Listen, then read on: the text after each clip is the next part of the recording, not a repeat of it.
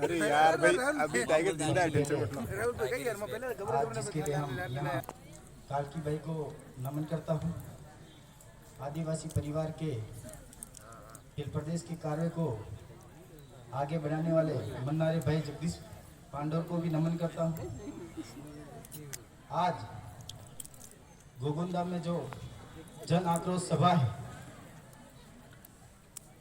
इस सभा में कांति दादा ने पहले बोला कि हम किसी पार्टी की बात नहीं करेंगे, क्योंकि आप दूसरे समाज में देखिए, अगर किसी समाज की बहन बेटियों के साथ मर्डर होता है, रेप होता है, तो समाज, पूरा समाज एकजुट हो जाता है।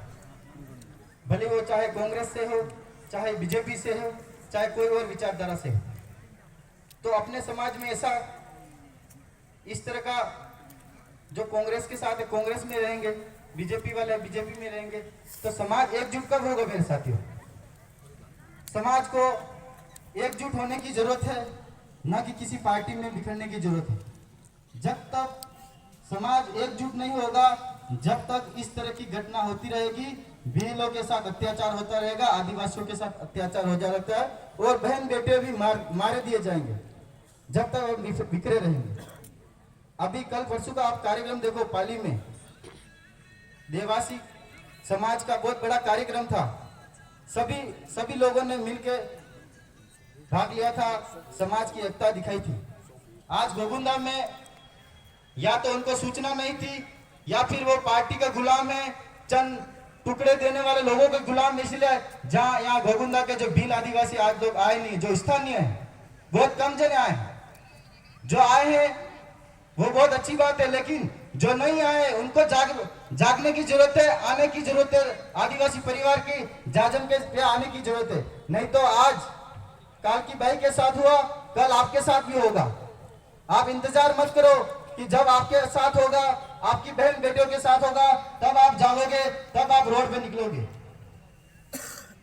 आज यहाँ पे हमारे राणा पुंजा भील, वहां भील लिखने में भी शर्म आ रही है, पूरा नाम नहीं लिखा, जबकि यहाँ जो जगह है वो भीलों की वजह से है। जो दूसरा समुदाय बसा हुआ है वो भी भीलों की वजह से है।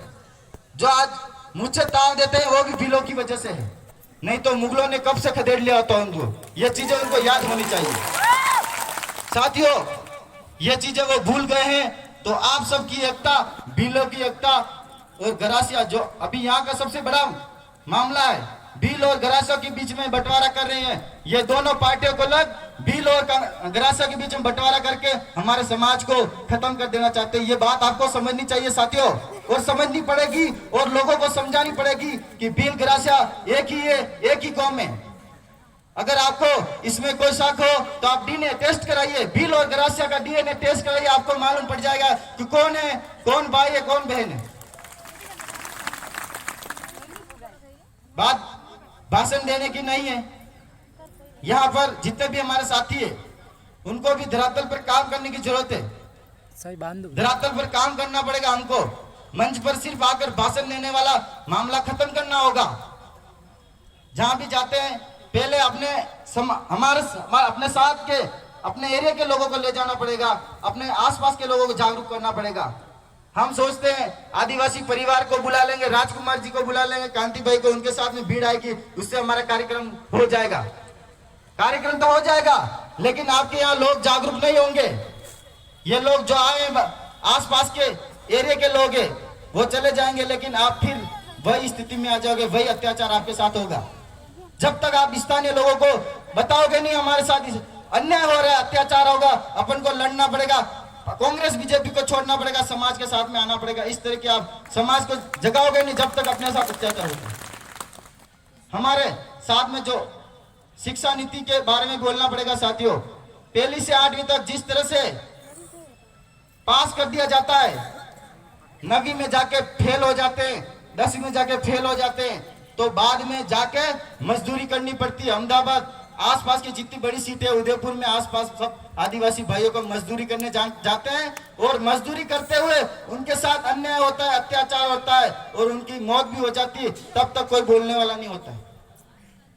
तो ये पहली से 8वीं तक पास करने वाली जो शिक्षा नीति है, इसके खिलाफ भी आपको विरोध करना पड़ेगा, बोलना पड़ेगा।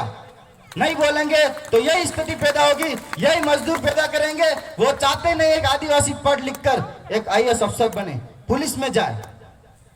अगर चाहते तो पहली से 8वीं तक की जो ये शिक्षा नीति है, इसको बदलते मेरे साथियों। नहीं बदलेंगे। अब सभी आपको क्यों बोल रहे हैं कि बाप आ गया, बाप आ गया है? साथियों, इसलिए बोलना पड़ता है क्योंकि यहाँ के जो भी नेता हैं, विधायक है, सांसद है, वो विधानसभा में जाके आदिवासियों के लिए आवाज नहीं उठाते हैं। इसीलिए बाप आ गया, बाप आ गया बोल रहे, इसीलिए वो बोल रहे हैं क्योंकि आप लोग जो विधानसभा में जा रहे हैं, वो यहाँ के स्थानीय लोगों की आवाज नहीं बन पा रहे हैं। उसकी वजह से आदिवासी परिवार के समस्त